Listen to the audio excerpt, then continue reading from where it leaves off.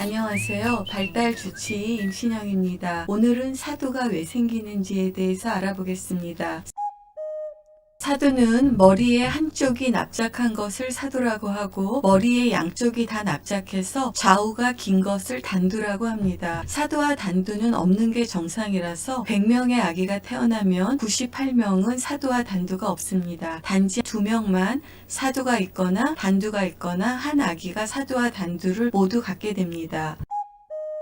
아기가 사두가 있을 때 확인하여야 될 것이 2가지 사항입니다. 아기들의 머리뼈는 지금 보시는 것처럼 조각조각 나누어져 있는데 한쪽 선이 먼저 닫히면 머리가 비대칭으로 자랄 수가 있는 것입니다. 두개골 조기 유합증이라고 하는 드문 질환입니다. 약 2,000명 중에 1명꼴로 발생합니다. 근데 두개골 조기 유합증이 있으면 사두나 단두가 더 진행될 수 있고 발달에도 영향을 줄 수 있는 질환입니다. 그러나 눈으로 보아서는 두개골 조기 유합증이 있는지를 알 수 없고 초기 검사가 엑스레이 검사입니다. 따라서 사두와 단두가 있을 때는 두개골 조기 유합증이 있는지를 확인해 보시는 게 필요합니다. 스캔을 해서 두개골 조기 유합증이 있는지를 확인할 수 있을 것이라고 생각하는 분들이 있습니다만 스캔을 통해서 두개골 조기 유합증을 확인할 수 없습니다. 스캔이라는 것은 사두와 단두의 정도가 얼마나 심한지를 파악하는 것이지 스캔을 통해서 두개골 조기 유합증이 있는지를 알 수는 없습니다.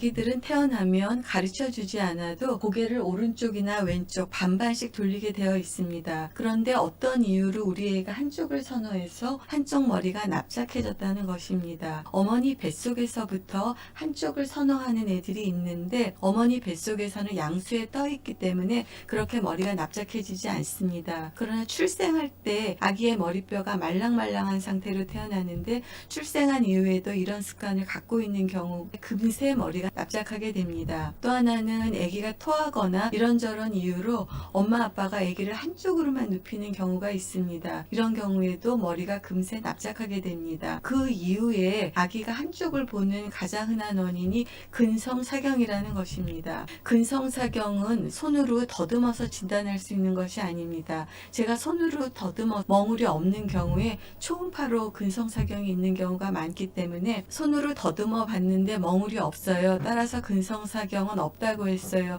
라고 말하는 것은 옳지 않습니다.